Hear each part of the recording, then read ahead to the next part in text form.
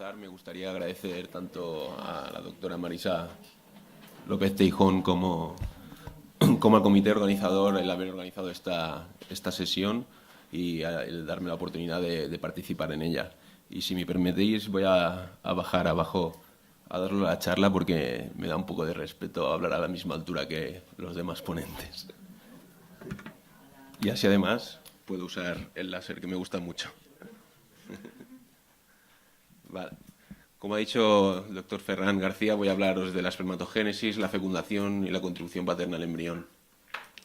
El objetivo de esta charla básicamente es trasladaros la importancia de la contribución del espermatozoide en la formación del embrión y cómo posibles alteraciones en esta célula podría ser la causa de infertilidades idiopáticas. Como ha dicho bien nuestra directora, la doctora López Teijón, normalmente nos encontramos en reproducción asistida ciclos de FIP con hormozoospermias que no llegamos a tener éxito reproductivo. Nuestro primer recurso suele ser llegar al uso de ovocitos de donante, pero existen casos que incluso así no llegamos a tener un éxito reproductivo.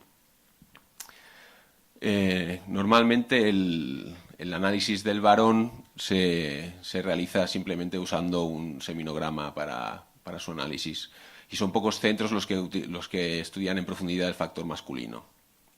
En Instituto Marqués le damos importancia a este factor masculino y intentamos utilizar el estudio de alteraciones del varón con las últimas técnicas disponibles que tenemos. Alteraciones que pueden estar ligadas tanto a la espermatogénesis, espermiogénesis o la fecundación, que os hablaré básicamente al principio de ellas, para luego hablaros de la contribución paterna al embrión de los componentes del espermatozoide, recurriendo a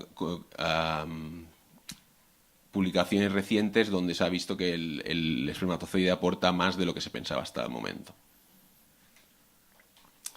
Entonces empezaremos hablando de la espermatogénesis. Las células germinales primordiales migran muy temprano en el desarrollo fetal hacia el testículo, pero no es hasta la pubertad cuando las espermatogonias comienzan a dividirse mitóticamente para formar espermatocitos primarios. Es cuando el espermatocito primario entra en meiosis. En una primera ronda de división formará dos espermatocitos secundarios, donde ya el material genético se ha reducido a la mitad de una célula somática. Estos espermatocitos secundarios sufren una segunda división y se forman las espermátidas, las células que ya han finalizado la meiosis.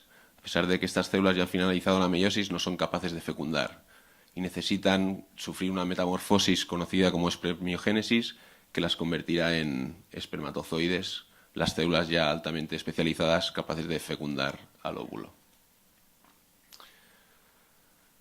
Como he dicho, esta espermiogénesis lo que hace es, a partir de una espermátida redonda, se va polarizando la célula hasta formar un espermatozoide con cabeza y cola. Se extiende un flagelo con microtúbulos con un axonema, y enfrente del núcleo se forma una vesícula llena de enzimas cuyo contenido será útil para la penetración del espermatozoide en el ovocito.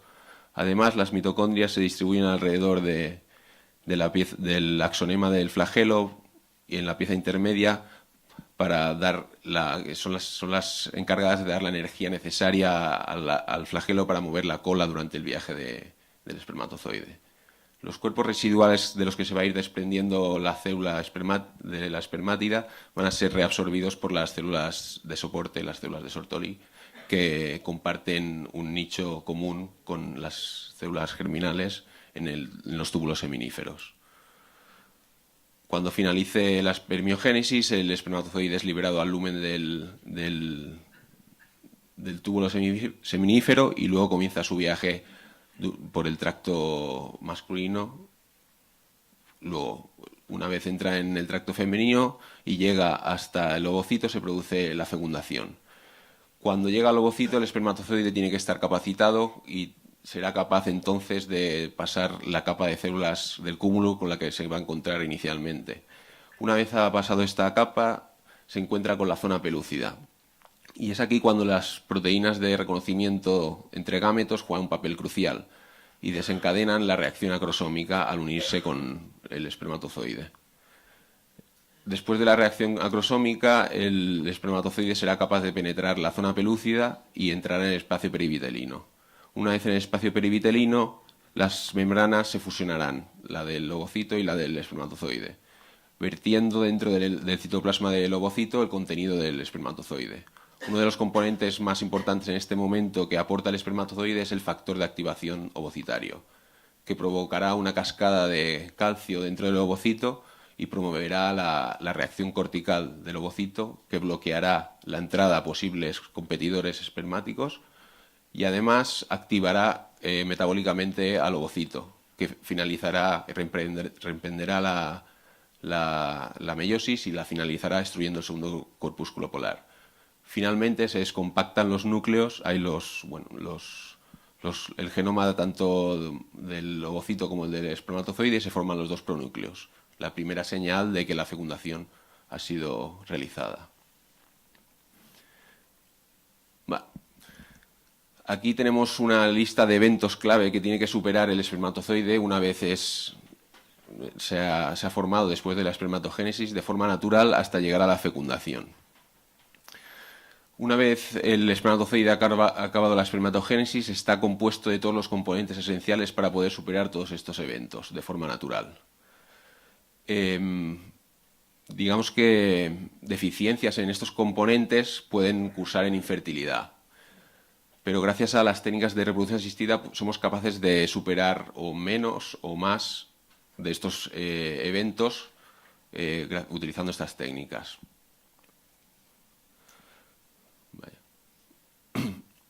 Pero, dado este conocimiento y tener deficiencias en el contenido o componentes espermáticos, ¿cómo es posible que igualmente podamos tener una fecundación? ¿Qué componentes son esenciales del espermatozoide para el embrión? ¿Cuál es la aportación paterna al embrión?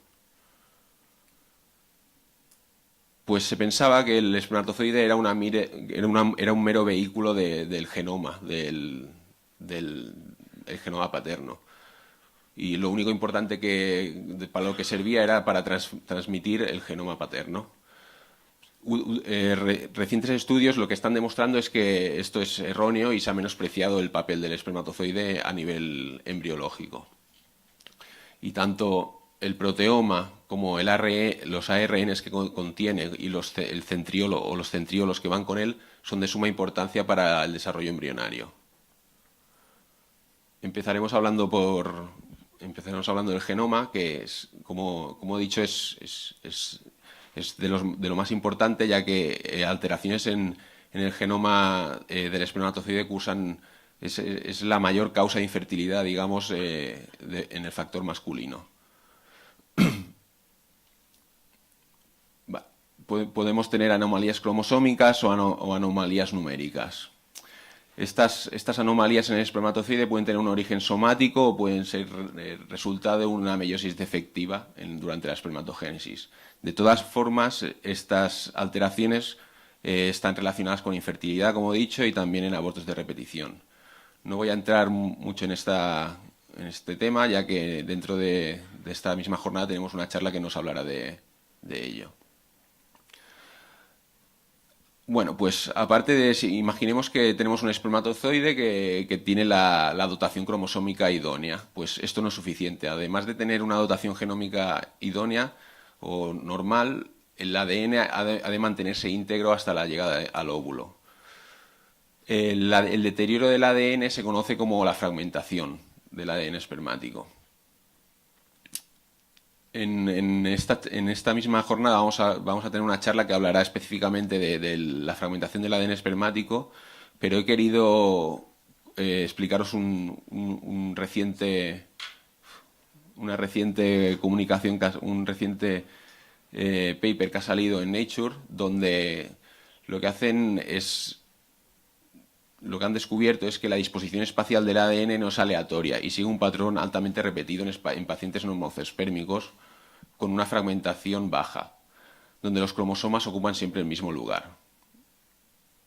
Además, pacientes con problemas en repetir esta configuración espacial del ADN durante la espermatogénesis tenían mayor susceptibilidad a promotores de fragmentación del ADN.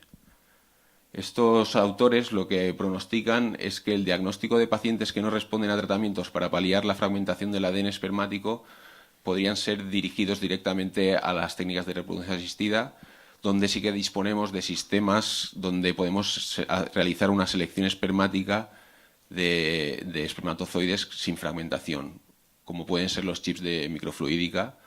Un ejemplo de ellos es el Fertile. De hecho, en el Instituto Marqués utilizamos pioneramente este sistema, el Fertile, y estamos realizando un estudio novedoso donde parece ser que podemos encontrar una relación entre la fragmentación del ADN y las anomalías cromosómicas que encontramos en embriones en los ciclos de reproducción asistida. De hecho, hemos presentado en el último congreso de la SEF este estudio donde veíamos que en pacientes donde utilizamos el Fertile veíamos que la tasa de embriones euploides era significativamente superior a un ciclo previo que habíamos realizado en estos mismos pacientes sin el uso de este sistema de selección espermática. Si hablamos de la conformación del ADN espermático dentro del núcleo, no podemos hacerlo sin hablar de las protaminas, las proteínas encargadas del empaquetamiento de este ADN dentro del núcleo. En la espermiogénesis, las histonas que están encargadas de empaquetar el ADN en la espermátida son sustituidas por protaminas. Esto se realiza básicamente para que el ADN se compacte más y el volumen que ocupa el espermatozoide el núcleo del espermatozoide sea el menor posible. Intercambios defectuosos de histonas a protaminas, lo que se llama retención de histonas paternas, han sido relacionadas con abortos de repetición en la reproducción asistida. Además, no solo es importante el momento de la protaminación, sino también el momento de la desprotaminación. Cuando el espermatozoide fecunda, las protaminas han de ser sustituidas por histonas maternas. También intercambios defectuosos en este intercambio ha sido relacionado con defectos en el desarrollo embrionario. Debido a que la protaminación no deja accesible genes que son necesarios de expresión para que se produzca el desarrollo embrionario correcto. Vale. Y si hablamos del proteoma, donde incluiríamos a las protaminas, pues no podemos hablar solo de ellas, sino que se ha visto que el espermatozoide tiene unas 6.000 proteínas, que son muchas más de las que tiene un ovocito o de las que tiene un embrión. Pero lo curioso de esto es que 406 de estas proteínas son heredadas por el embrión y son de exclusivo origen espermático. O sea que el embrión tiene 406 proteínas de origen paterno, que no puede recoger, digamos, del ovocito. Las tiene que entregar el espermatozoide. No se conoce la función de todas estas proteínas, pero sí, de las que sí que se conoce, se sabe que juegan un papel importante en la fecundación, tanto como en el desarrollo embrionario temprano, ya sea por activación del genoma paterno o por otros sistemas. Castillo y colaboradores han publicado recientemente, en 2018, un review donde recogen todas estas proteínas y pronostican que el diagnóstico de infertilidades masculinas idiopáticas podrían estar relacionadas con déficits en el proteoma del espermatozoide.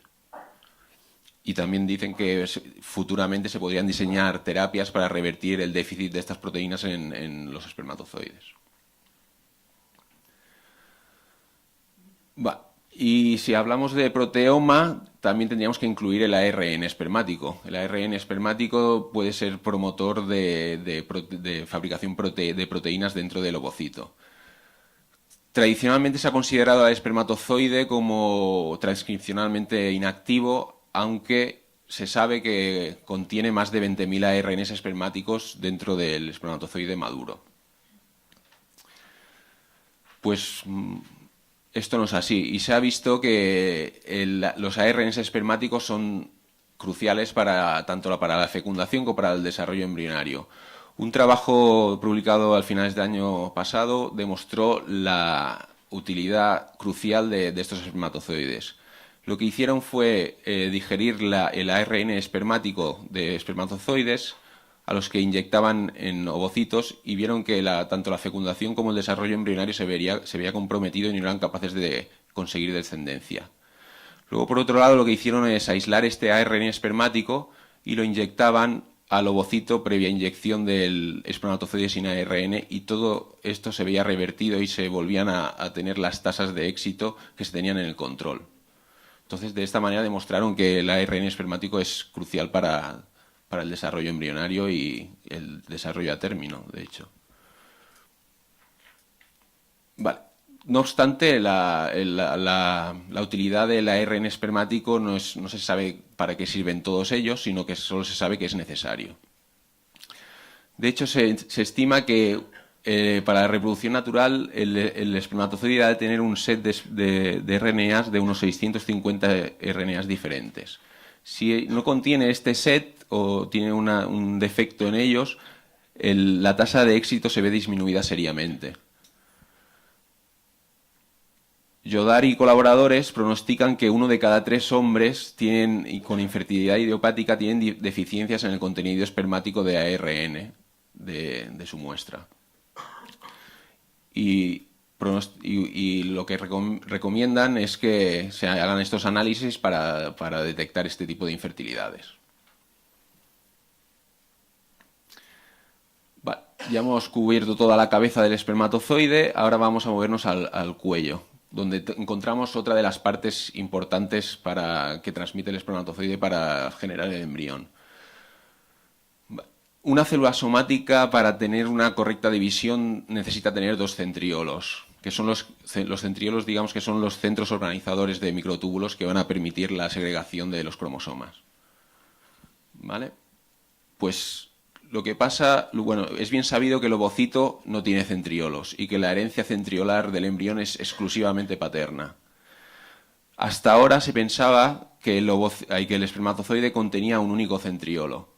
De hecho, el espermatozoide sufre un proceso conocido como reducción centromérica en la espermiogénesis, donde la espermátida tiene 2 centriolos y el centriolo distal se degenera, dejando unos remanentes a los que en teoría no se les había encontrado ninguna función, formando una porción aquí en el cuello que se llama baúl.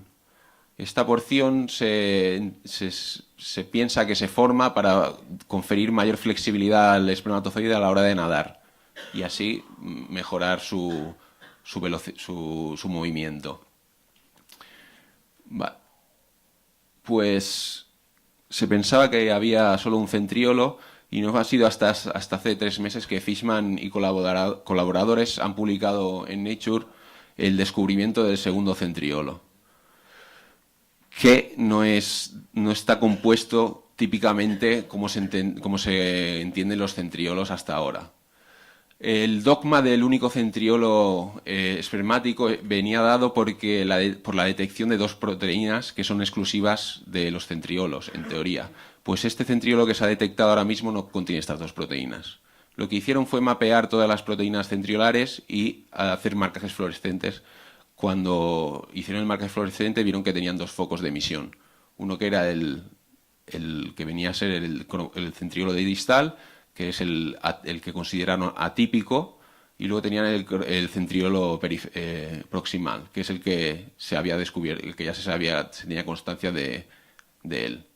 Este centriolo distal atípico tiene una formación que es atípica y por eso tampoco era reconocido a nivel ultraestructural en microscopía electrónica de transmisión.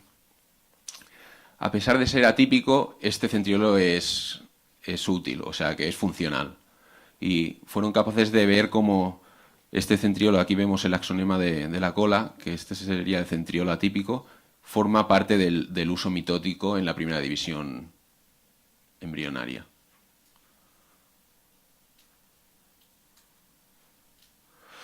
Vale. Entonces, el descubrimiento de este centriolo sugiere que los centriolos espermáticos y su remodelación podrían jugar un papel crucial en la fecundación y el desarrollo embrionario temprano.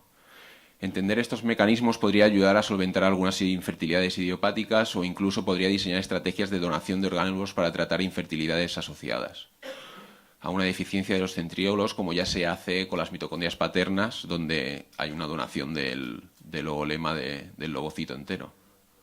Pues pronostican que en un futuro se podría hacer una donación de centriolos a pacientes que tenían deficiencias en este orgánulo y así solventar esta infertilidad.